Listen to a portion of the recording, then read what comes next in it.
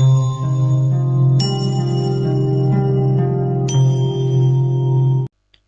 guys, hello everyone, welcome to this video। इस video को शुरू करते हैं एक मोटिवेशनल थॉट के साथ। आज का थॉट है, मंजिलें उन्हें नहीं मिलती जिनके ख्वाब बड़े होते हैं, बल्कि मंजिलें उन्हें मिलती हैं जो जिद पर अड़े होते हैं। यानी हमें कामयाब होने के लिए अपनी जिद पर अड़े रहना बहुत ज़रूरी है, और अगर हम जिद पर अड़े रहते हैं तभी हम अपनी मंजिल को छू पाते हैं। तो इसलिए अपनी जो तैयारी है वो कंटिन्यू रखिए और शुरू करते हैं आज की हम वीडियो। आज की इस वीडियो में हम डिस्कस करेंगे माइक्रो इकोनॉमिक्स का सिलेबस। बीकॉम फर्स्ट सेमेस्टर या बीए फर्स्ट सेमेस्टर का सेम ही सिलेबस है, उसको हम डिस्कस करेंगे कि माइक्रो इकोनॉमिक्स के जो हमारा सब्जेक्ट है उसमें कितनी यूनिट्स हैं, कितने नंबर का पेपर आता है और कौन कौन से इसमें जो टॉपिक हैं वो रहते हैं, उनको हम डिटेल में भी स्टडी करेंगे वन बाय वन।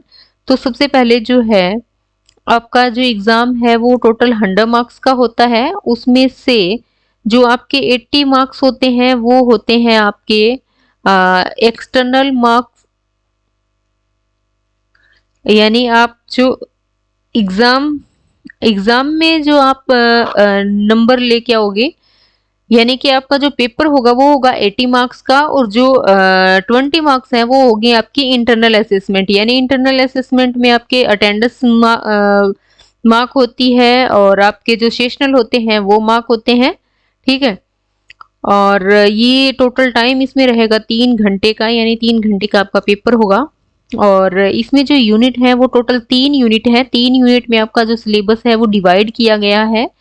तो सबसे पहले डिस्कस करते हैं हम फर्स्ट यूनिट का, कि फर्स्ट यूनिट में कौन कौन से जो टॉपिक हैं उनको हम वन बाय वन डिटेल में स्टडी करेंगे।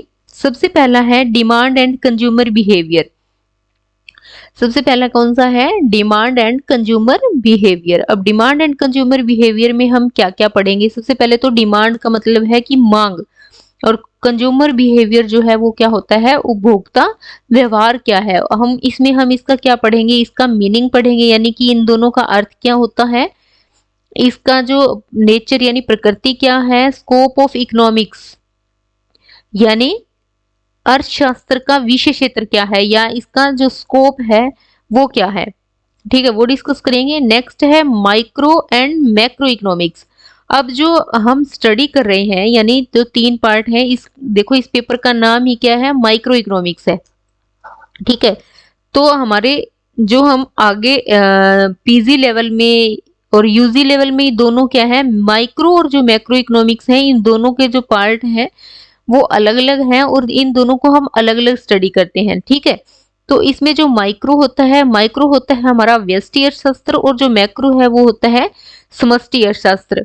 यानी माइक्रो में तो हम क्या है, जो भी स्टडी करते हैं वो एक फर्म या एक उद्योग से रिलेटेड होता है, और जो मैक्रो इकोनॉमिक्स होती है, मैक्रो इकोनॉमिक्स यानी समष्टि अर्थशास्त्र, इसमें हम टोटल पूरे देश या पूरे वर्ल्ड का जो डेटा होता है वो कैलकुलेट करते हैं। जैसे फॉर एग्जांपल नेशनल इनकम हो गया, ठीक है, तो वो किस में आता है? जैसे नेशनल इनकम हो गया, अनएम्प्लॉयमेंट हो गया, पॉवर्टी हो गया, वो सब हम किस में इंक्लूड करते हैं? वो करते हैं मैक्रो इकोनॉमिक्स में।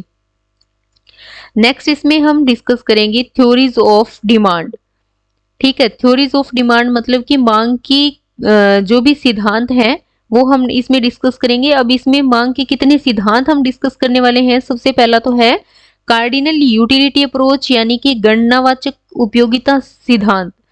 अब गणनावाचक उपयोगिता सिद्धांत जो है वो किसने दिया था? ये मार्शल का दिया हुआ है, इसको हम डिटेल में स्टडी करने वाले हैं। नेक्स्ट है इंडिफरेंस कर्व अप्रोच।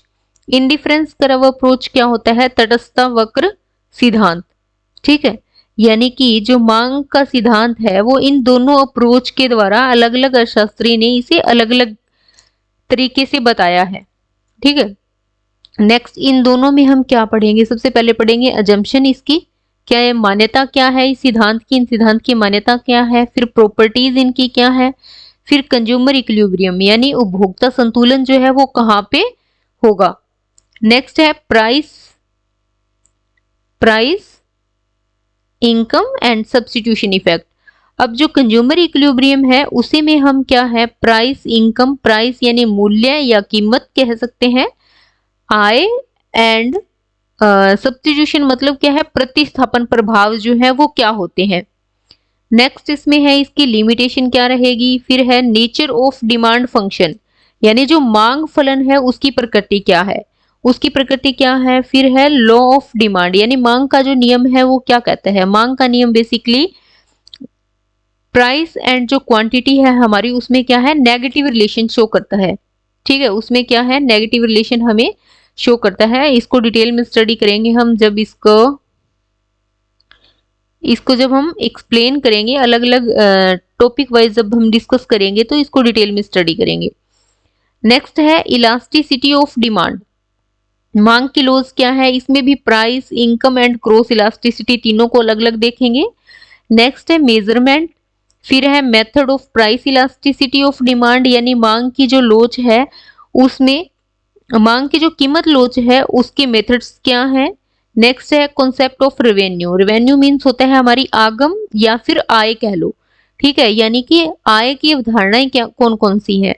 अब इसमें क्या है मार्जिनल एंड एवरेज यानी हमारी सीमांत आय और जो औसत आय है उन दोनों में क्या रिलेशन है। ठीक है, उनका रिलेशनशिप देखेंगे। विद इलास्टिसिटी ऑफ डिमांड यानी कि मांग की लोच के साथ सीमांत और जो हमारी औसत आय है उन दोनों के बीच में हम क्या है रिलेशनशिप देखेंगे। तो ये था फर्स्ट यूनिट। फर्स्ट यूनिट में हम कंज्यूमर बिहेवियर से रिलेटेड जो थ्योरीज हैं वो डिस्कस करेंगे और demand function, demand law, demand से जो डिमांड इलास्टिसिटी जो है वो सारा इसमें हम क्या है डिस्कस करेंगे। नेक्स्ट यूनिट पे चलते हैं। नेक्स्ट यूनिट में क्या क्या आने वाला है। यूनिट नंबर सेकंड है। सेकंड यूनिट में हम क्या पढ़ेंगे, सबसे पहला है production and cost production function. Production means क्या होता है उत्पादन। ठीक है, कॉस्ट प्रोडक्शन फंक्शन मतलब उत्पादन लागत फलन।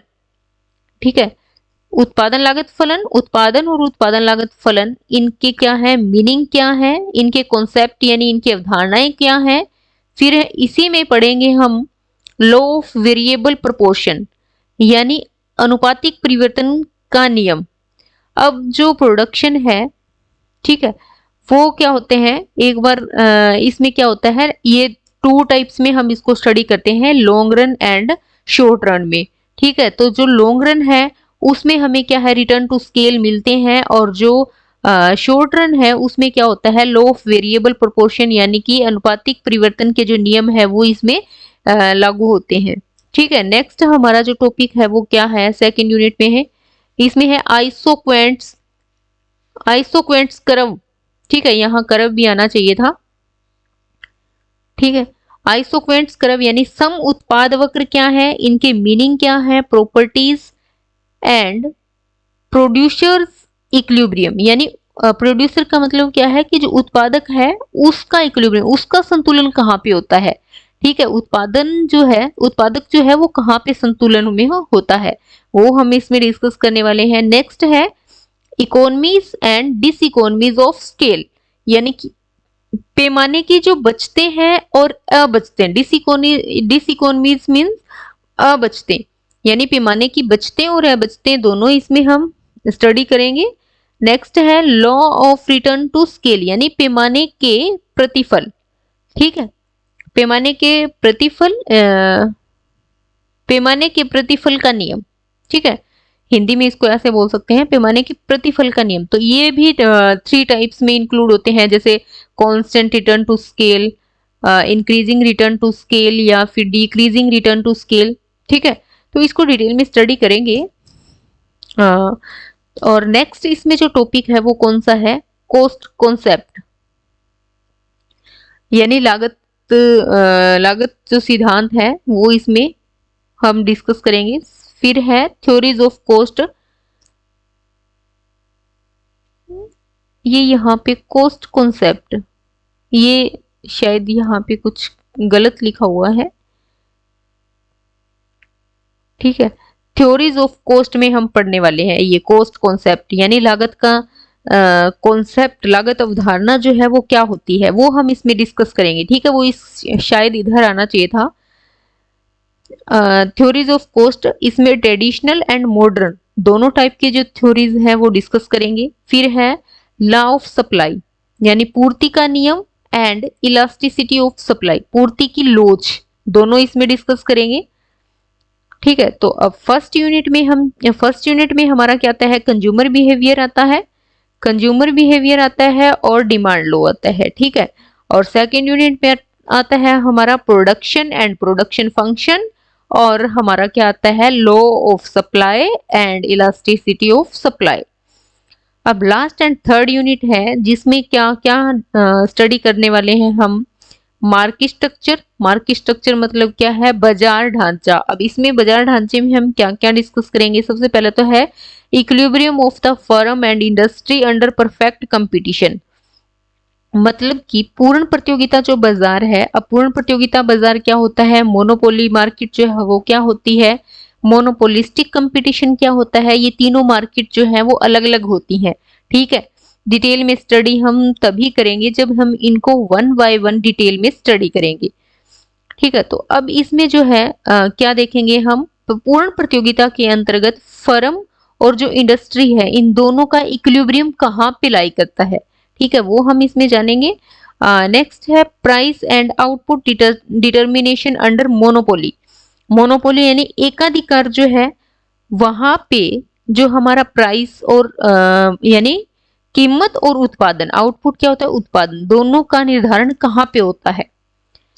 फिर नेक्स्ट है प्राइस डिस्क्रिमिनेशन। अब प्राइस डिस्क्रिमिनेशन क्या होता है, मूल्य विभेद, ठीक है। ये भी हमारा जो मोनोपोली मार्केट है यानी एकाधिकार बाजार है वहां पे ये पाया जाता है, ठीक है। वहां पे क्या है, हम एक ही वस्तु की अलग अलग जो उपभोक्ता होते हैं उससे अलग अलग प्राइस ले सकते हैं, ठीक है, क्योंकि बाजार में जो सिर्फ विक्रेता होता है वो सिर्फ एक होता है, यानी सेलर एक होता है, ठीक है। इसमें हमारा लास्ट टॉपिक जो रहेगा वो क्या रहेगा, price determination under monopolistic competition. अब मोनोपोलिस्टिक कंपटीशन में जो प्राइस यानी मूल्य निर्धारण जो है वो किस प्रकार होता है किसी भी वस्तु का, ठीक है। तो बीकॉम फर्स्ट और बीकॉम फर्स्ट एंड जो बीए है उसके लिए जो सीडीएल यूनिवर्सिटी है उसका जो सेमेस्टर फर्स्ट है, ठीक है, सेमेस्टर जो फर्स्ट रहेगा उसका सिलेबस यही रहेगा। इसी में से आपका जो एग्जाम होगा वो आने वाला है 3 यूनिट में, 3 यूनिट, इसी 3 यूनिट में से आपका जो 80 नंबर का पेपर है वो आएगा। और इसको अगर आप अच्छे से तैयार करते हो तो इसमें से आप 70 प्लस मार्क्स जो है वो ले सकते हो, ठीक है। और इसको वन बाय वन डिटेल में स्टडी करते हैं, कल से हम इसको शुरू करेंगे। तो ओके गाइस, मिलते हैं हम अपने नेक्स्ट वीडियो में विद एक्सप्लेनेशन। ओके बाय, तब तक के लिए टेक केयर।